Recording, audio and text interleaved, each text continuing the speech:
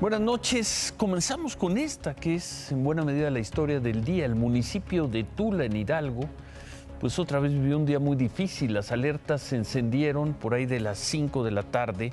El gobernador de Hidalgo, Omar Fayad, tuiteó que la Conagua le informó que una presa ubicada en Jilotepec, Estado de México, a unos 40 kilómetros de Tula, tuvo que sacar un excedente de agua, y que pues esas aguas se dirigían al río de Tula. Por eso, ante el riesgo de inundación, al que se añadía pronóstico de lluvia fuerte, el gobernador Fayad pidió la evacuación inmediata de las familias que viven cerca del río. Les pidió seguir las indicaciones de las autoridades de auxilio y protección civil. Y la gente reaccionó así.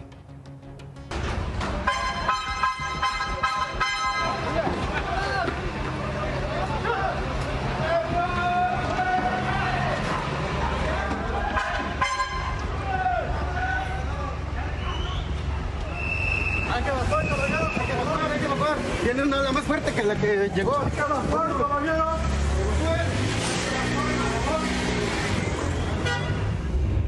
La advertencia de las autoridades detonó nuevamente el pánico de las personas que viven cerca del río Tula. Esta área debe ser evacuada de emergencia. Siga las instrucciones de ruta de evacuación. Se tiene estimado que el río crezca 3 veces mayor su cauce, por lo cual se le recomienda a todos los habitantes cercanos de esta comunidad que desalojen el área a un lugar con más seguridad. Desde antes de las 5 de la tarde ya estaban desplegados elementos de la Guardia Nacional y el Ejército solicitando las evacuaciones. Duele dejar. Bastante, duele mucho. El esfuerzo de muchos años, el sacrificio, pues en un momento se pierde. La verdad es una situación crítica porque también para los compañeros de aquí de trabajo pues van a perder su fuente de empleo. Pero pues aguantamos hasta el último momento, pero la verdad nos están diciendo que tenemos que salvar. Es que aquí vive mi hermano, entonces va a sacar lo poco que pueda de pertenencias, su lab y así cosas para el trabajo. Ahorita vamos aquí, vamos al negocio y a tratar de sacar escrituras, lo que se pueda recuperar. Okay. Ya material pues ya no se puede, pero escrituras y alguna otra cosa claro, va a ser de suma importancia para poder seguir trabajando el día de mañana. Tal vez porque son testigos de lo que la crecida del agua les puede afectar, los vecinos cercanos al río hicieron caso. Juntaron sus cosas, juntaron a sus familias y se fueron.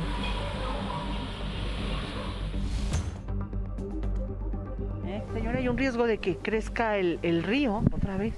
Me voy rápido, nada más a eso venimos. Nada más a eso venimos a meter seguridad, porque nos avisaron que estaban tratando de abrir la puerta. Pero ya nos vamos. Ahí, miren, ni siquiera entramos a la casa. Nada más estamos asegurando que por lo menos si quieren robar, pues que les cueste. Son las 8 de la noche, es la Plaza Constitución del centro de Tula. Aquí prácticamente en 2 horas. Los comerciantes cerraron y evacuaron sus negocios, llevándose con ellos lo que pudieron de mercancías. También la población llegó, cerró sus casas y se fue. Aquí iniciaron los perifoneos de que en unas cuantas horas iba a crecer de nuevo el río Tula. Así que la gente se mantiene expectante y con bastante precaución.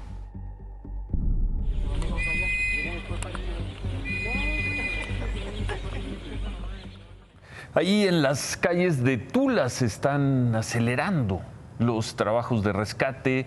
Cruz Roja, Ejército, Marina, policías estatales y municipales y Protección Civil hacen recorridos para ayudar a las personas, para sacarlas, ayudar a sacarlas de sus casas. Son imágenes de la mañana, la búsqueda de personas, el envío de ayuda. Había pocos reportes de gente atrapada en el centro de Tula, pero era necesario, se dijo, hacer este patrullaje para descartarlo. Por aire, incluso el Ejército tendió un puente de ayuda a la comunidad de La Mora, que estaba incomunicada por el desborde de las aguas. Estas son también imágenes de esta mañana, calles de Tula inundadas, completamente inundadas. La gente en los techos, algunos esperan ayuda para irse a los albergues Pero hay otras familias que no se quieren ir, como suele ocurrir en estos casos, que no quieren dejar sus casas, sus pertenencias, lo que tienen. Hay temor a los saqueos, hay reportes de asaltos a casas desalojadas y por eso los patrullajes de policías y de militares. ¿Qué imágenes a un paso del Valle de México? El gobernador de Hidalgo, Omar Fayad, dijo que se va a solicitar a las autoridades federales que declaren zona de desastre tanto a Tula como a otros 8 municipios. De manera preliminar se habla de daños en 11 escuelas, en 3 hospitales y en 10 balnearios en todo este corredor. En otro punto de la zona de tragedia, el Hospital General 5 del Seguro Social en Tula. Así seguían las cosas esta mañana. Se siguen haciendo las revisiones a la estructura para ver qué daños, qué tan dañada está. Por cierto, el director del Seguro Social, Zoe Robledo, ajustó la cifra de personas muertas, aclaró que fueron 14 pacientes los que murieron ahí, afectados por las inundaciones. Hubo un problema con el suministro de oxígeno, 14 en el hospital y 2 murieron horas antes y por motivos distintos a la inundación. Ya vimos el reporte de hace unos momentos de Miriam Moreno. Vamos a regresar a Tula antes de terminar el programa.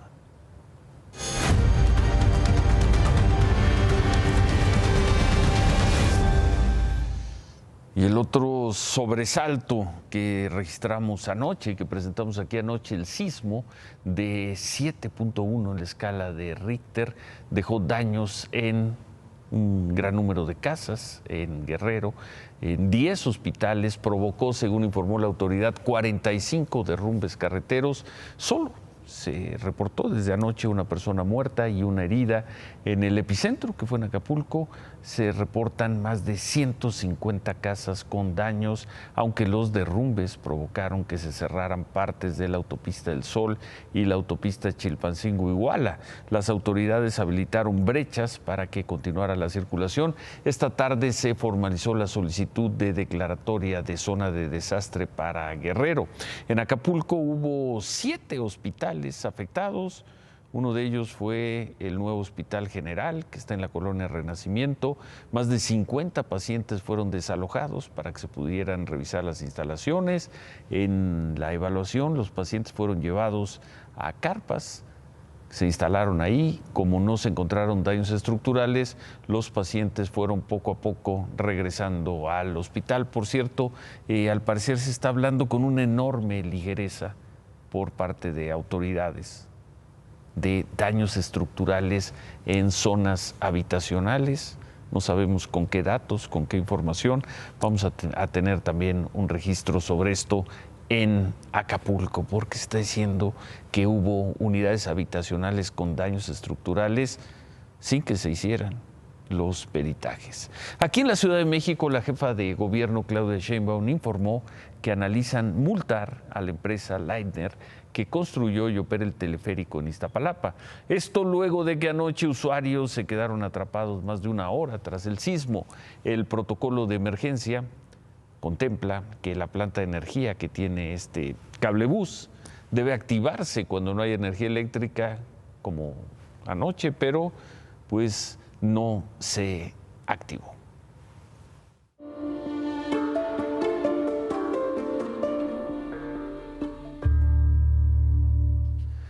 Bueno, antes de regresar con estos temas, vamos a la frontera sur.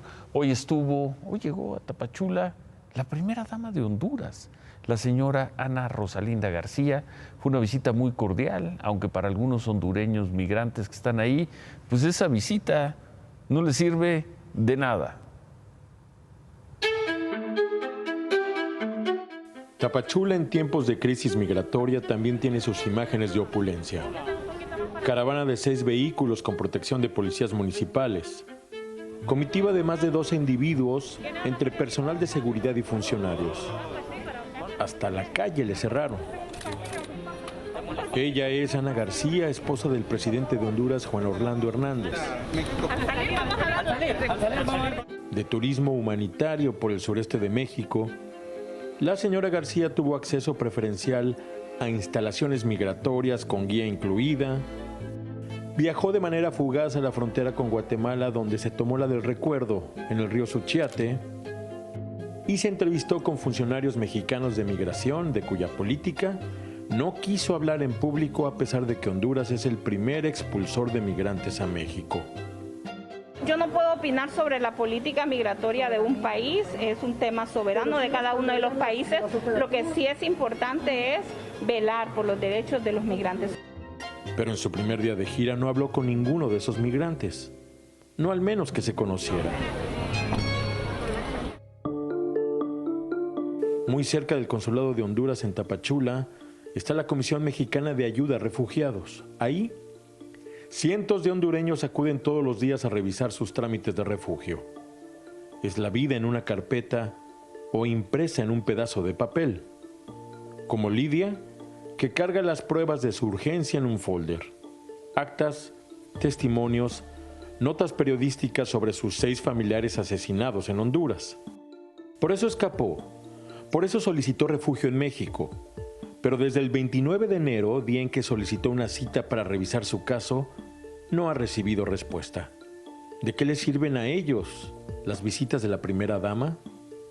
Pues la verdad, en nada nos sirve porque no nos solucionan nada. Y necesitamos que nos resuelvan a todos, pues todos tenemos cada necesidad, pero yo ando hasta mis pruebas y ando todo. De enero a agosto de este año, 29.699 hondureños han solicitado refugio en México. Ningún país aporta mayor número de solicitantes, ni siquiera Haití, que se ubica en el segundo lugar. Fuera de Tapachula, los migrantes siguen su camino hacia el norte de México. El coordinador de la última caravana disuelta, el que se encargó de orientar en Huixtla al grupo con mensajes de audio el domingo en la madrugada en medio de la oscuridad, reapareció en los grupos de WhatsApp. Él está a punto de salir de Chiapas. Aquí en este momento vamos rodeando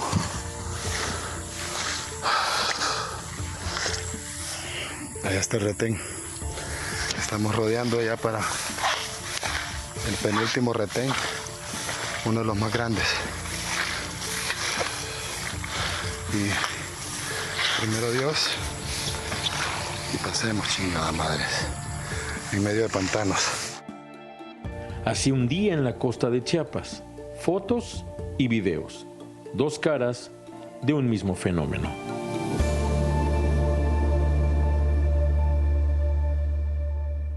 ¿A qué fue a Chiapas la primera dama de Honduras? La Federación Mexicana de Organismos Públicos de Derechos Humanos expresó su preocupación por lo que llamó el excesivo uso de la fuerza de la Guardia Nacional y del Instituto Nacional de Migración. Esta federación agrupa 33 comisiones de derechos humanos, y más la nacional, y los 32 comisiones estatales. La federación pidió al gobierno federal y a los gobiernos locales atender la migración bajo principios, así dicen, de solidaridad y de cooperación internacional. Y esta noticia quizá no tenga mucho que ver esta noche con la crisis de los migrantes, pero es la crisis política que se está viviendo en Nicaragua. No sabemos si esto no se traduzca pronto también en oleadas de nicaragüenses huyendo de ahí. Hoy el gobierno de ese país, la dictadura de Daniel Ortega, ordenó detener al escritor y al muy renombrado escritor y ex vicepresidente de Nicaragua, Sergio Ramírez, además un integrante de la Junta del Frente Sandinista de Liberación Nacional que tomó el poder en 1979, hace ya muchos años. De ese frente sandinista formaba parte también Daniel Ortega y hoy lo persigue. Esta dictadura, la dictadura de Daniel Ortega, acusa a el señor Sergio Ramírez de incitar al odio y la violencia. Sergio Ramírez anunció desde junio que no volvería a Nicaragua por las acusaciones en su contra y hoy respondió con este mensaje. Soy un escritor comprometido con la democracia y con la libertad y no cejaré en este empeño desde donde me encuentre. mi obra literaria de años es la obra de un hombre libre. Las únicas armas que poseo son las palabras y nunca me impondrán el silencio. Bueno, y de la frontera sur vamos a ver esta imagen a la frontera norte. Es imagen del mediodía. Así siguen matando ahí en el norte. Esto fue en un mercado que se llama Hidalgo, en Tijuana. Iba con su hijo. Es un video de las cámaras de seguridad. Hay un hombre ahí, el de sudadera y gorra. Se acerca, le dispara, lo va a ejecutar. De acuerdo con testigos, el asesino se fue caminando. Calles más adelante tomó un taxi. No ha sido detenido. Los primeros informes indican que el hombre asesinado tendría 60 años. Los empleados del mercado aseguraron que iba como cliente, pues no pertenecía a ninguna asociación, y así con esa facilidad se sigue ejecutando en el norte del país.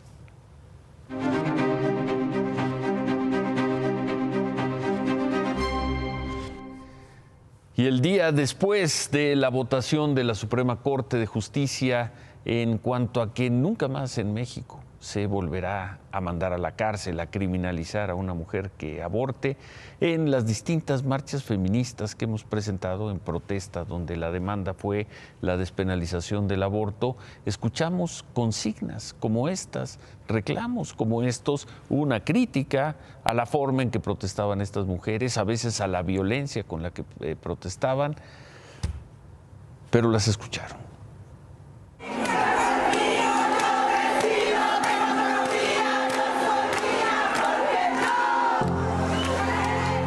Ya es tiempo de garantizar derechos para las mujeres. Esta no es una lucha de ahorita, ni es una lucha repentina, ni es algo mediático como están diciendo, para nada. Es un tema que traemos desde hace muchos años.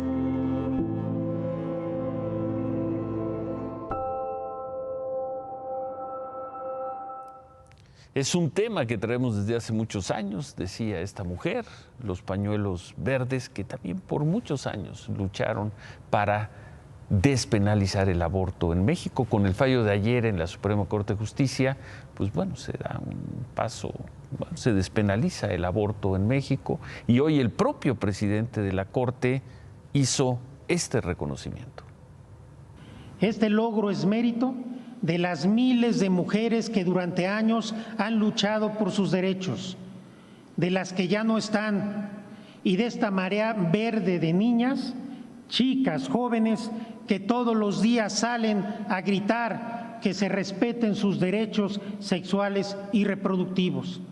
Y es también un homenaje a todas las mujeres que han muerto en abortos clandestinos, a todas las mujeres que tuvieron que soportar prisiones injustas, a todas las mujeres que hoy todavía se encuentran en una cárcel por haber ejercido sus derechos.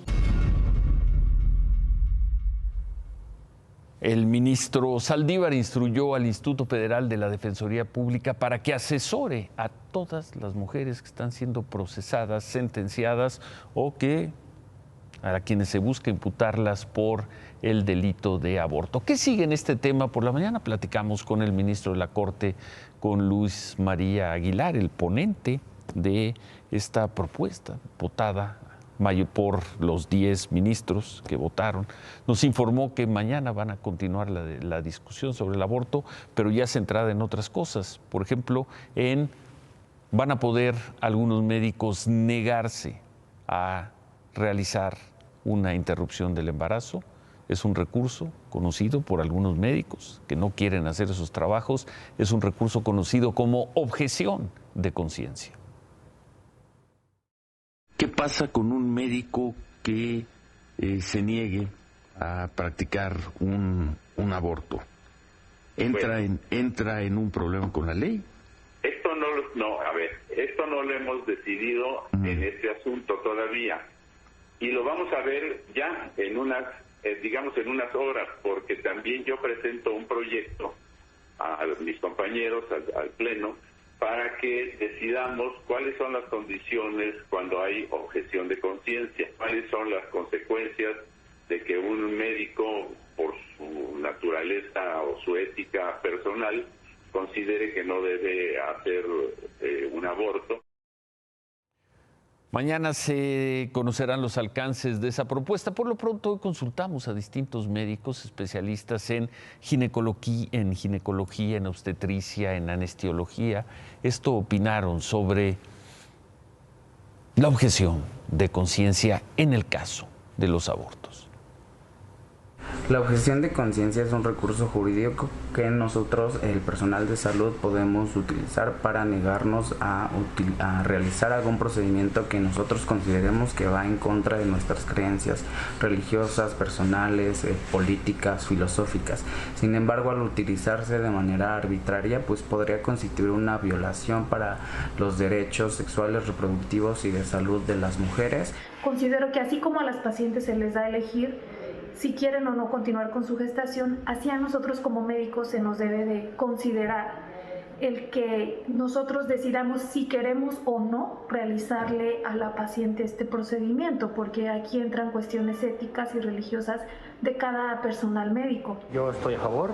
En la opinión personal considero que la autonomía y el derecho a una calidad de vida, más que a una vida, es un menester importante. Creo que la parte médica en su autonomía tiene el derecho de decir no. Realizarlo cuando haya un aborto incompleto, o sea, dentro del síndrome de aborto, pues es diferente a, por ejemplo, confirmar una viabilidad del embarazo en el cual yo no participaría personalmente para interrumpirlo. En mi opinión, es de que se respetara la objeción de conciencia. Bueno, y esta noche activistas del Frente Nacional por la Familia, un grupo antiaborto, se manifestaron, proyectaron esto sobre el edificio de la Suprema Corte de Justicia.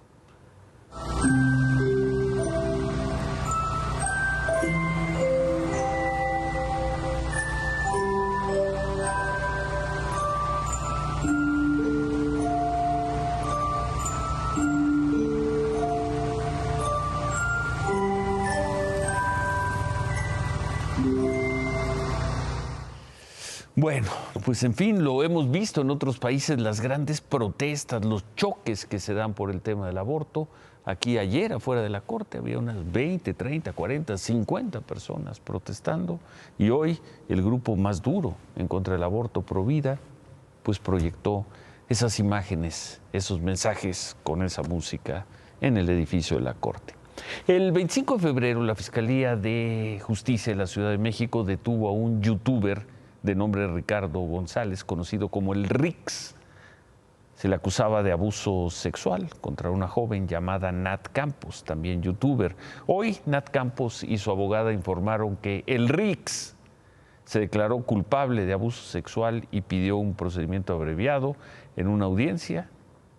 Hace una semana el youtuber fue sentenciado a 3 años y 2 meses de prisión. Además pagó una cantidad por reparación del daño, dinero que según dijeron fue donado a asociaciones. Nat Campos, la víctima, reaccionó así. Me siento satisfecha, me siento distinta, me siento cambiada y siento que esto marca el final de un capítulo y de muchos años de mi vida. De mucha lucha. En el momento en el que decidí embarcarme en esta situación, ni siquiera esperaba algo de la ley en este sentido.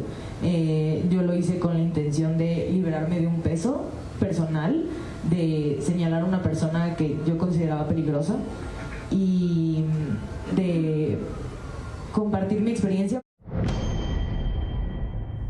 La abogada, esta mujer, la abogada de Nat Campos, dijo que correspondía a los abogados del Rix y al juez definir cómo iba a cumplir la sentencia. El joven, hace unas horas, el reportero Carlos, nuestro compañero Carlos Jiménez, informó que ya fue liberado, pagó 30,000 pesos para ser liberado, dinero adicional a lo que había pagado por la reparación del daño. El juez también le habría ordenado que no se acerque a Nat Campos y va a quedar registrado en la lista de agresores sexuales.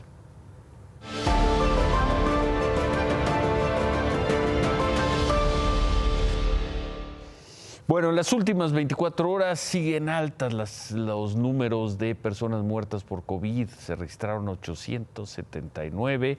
El total, ya las cifras de Secretaría de Salud más registro público, da esta noche 397,446 reconocidos, muertos por COVID. En las últimas 24 horas se registraron 15,800 contagios, igual que ayer. no está subiendo la curva, buena noticia. La vacunación, pues mejoró un poco respecto a lo que veíamos ayer. El promedio de los últimos 7 días está ahí en 457,000 vacunas. En otras cosas, el lunes vimos las imágenes del rescate de un bebé en calles de San Cristóbal, centro, esto en Ecatepec. El bebé estaba con un familiar, había quedado atrapado en la corriente que dejó la lluvia durísima. Hoy, Juan Carlos Rubio, el hombre que salvó al bebé, se reunió con los familiares, con los papás del niño.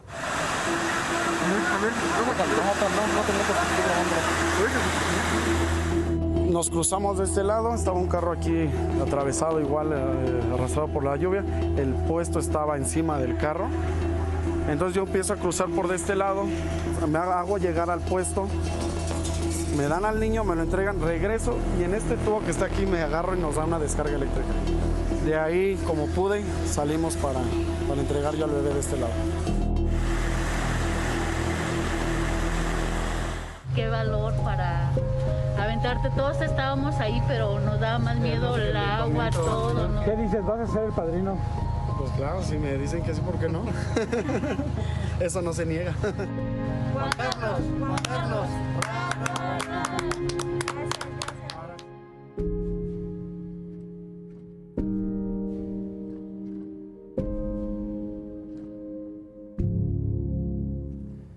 Pues sin duda, un aplauso para Juan Carlos. Han pasado 48 horas desde la lluvia, esta terrible de lunes en Ecatepec. Hoy habitantes hicieron bloqueos en distintos puntos de Ecatepec porque acusan que no han recibido la ayuda.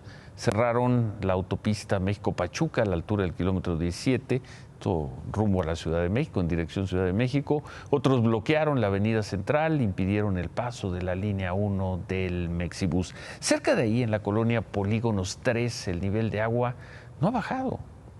Los vecinos aseguran que ninguna autoridad se ha acercado a la colonia para auxiliarlos. Dicen que algunas personas de la tercera edad no han podido salir ni bajar de sus casas. Está todo el apoyo en Tula. ¿Qué pasa con Ecatepec? Vamos a ver estas imágenes, por cierto, no muy lejos de ahí. Esta tarde un tráiler se quedó sin frenos y chocó contra la caseta de San Marcos en la autopista México-Puebla y contra 2 autos que estaban formados en la caseta. En estos hechos murieron 2 personas. ¡Qué imagen! Uf. El operador de la caseta murió también y un oficial. 7 personas resultaron lesionadas, 6 de ellas de gravedad. La autopista estuvo cerrada cerca de hora y media. Se reabrió después de las 4 de la tarde. El gobierno de la Ciudad de México presentó esta mañana el proyecto para reforzar la línea 12 del metro. La jefa de gobierno de la ciudad, Claudia Sheinbaum, aseguró que la responsabilidad de su gobierno es reconstruir la línea 12 y reforzarla para que esté operando pues lo más rápido que se pueda. Descartó que el tramo haya colapsado por falta de mantenimiento. ¿Se descarta que haya un problema de mantenimiento en la línea 12 del metro como causa de este accidente?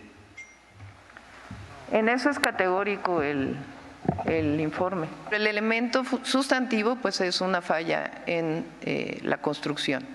Eso obviamente lo tiene que determinar ya en la parte autónoma de la Fiscalía, las implicaciones que esto tiene, pero es muy claro el dictamen. Bueno, pues el secretario de Obras y Servicios, Jesús Esteva, explicó que se van a reforzar 256 tramos de la línea. En total van a ser reforzados más de 6,5 kilómetros. La jefa de gobierno dijo que el diseño estructural que presentaron hoy ha sido pues consensado prácticamente en su totalidad. Así lo dijo, que lo han acordado con el ingeniero Carlos Slim. Dijo que solo faltan algunos detalles para definir el proyecto ejecutivo.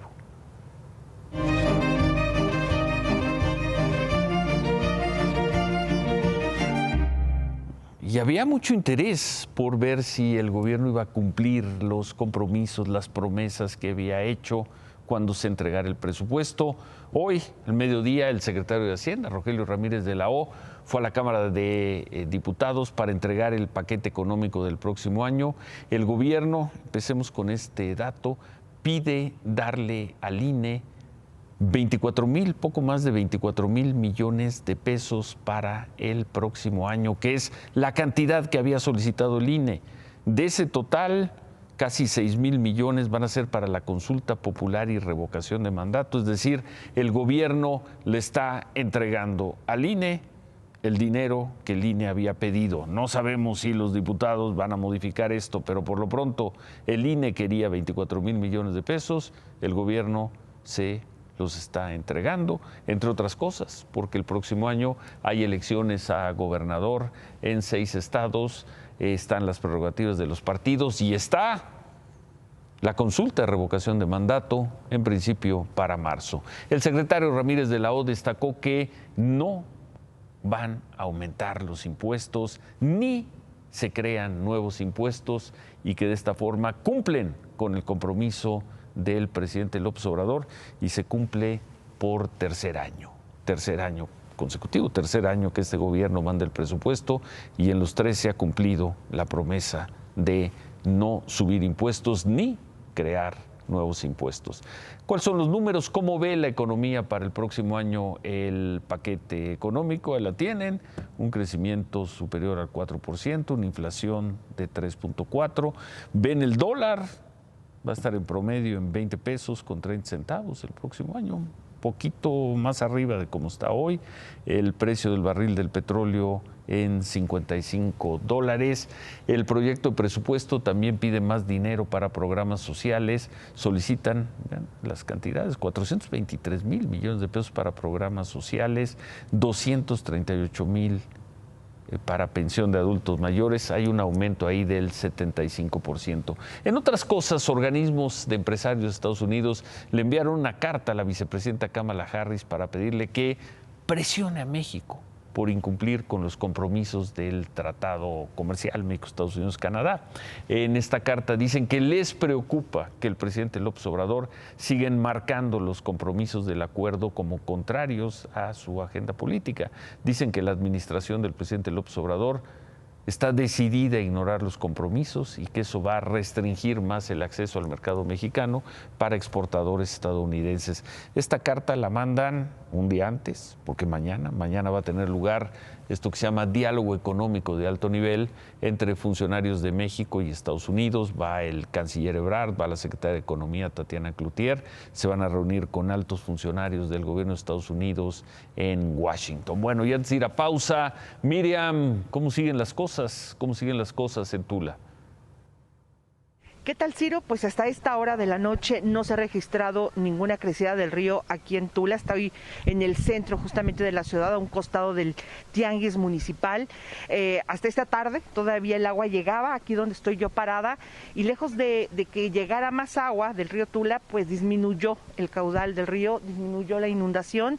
Eso provocó que comerciantes y vecinos organizaran comités de vigilancia pues para evitar los saqueos. Sin embargo, se mantienen en alerta por si durante la noche o en algún momento de la madrugada creciera el caudal del río Tula, Ciro. Bueno, gracias Miriam, buenas noches. Buenas noches. Gracias. Vamos a hacer una pausa. Al regresar, ahí va la selección. Nadie cree en la selección de fútbol, pero ahí va, rumbo al Mundial de Qatar. Vamos a ver cómo le fue esta noche en Panamá. Y pues lo veíamos, se están cumpliendo las promesas, pero además hay menos aspereza. Algo está cambiando y parece que para mejor en la política mexicana. Regresamos también con eso.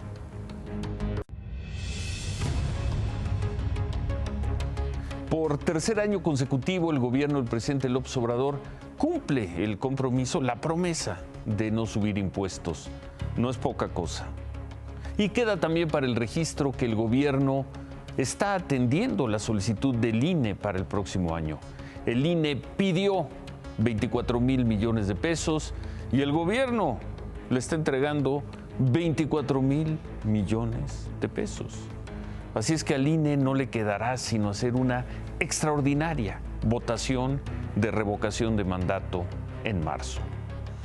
Algo está cambiando en la política mexicana. Llevamos ya algunas semanas diciéndolo porque las partes se escuchan, los extremos se tocan. La dureza de hace cuánto, de hace unos meses, ya no es tanta. Hay menos aspereza, hay menos encono en el ambiente. No es poca cosa. Se quedan con ¿Qué importa? Gracias, buenas noches. Ánimo.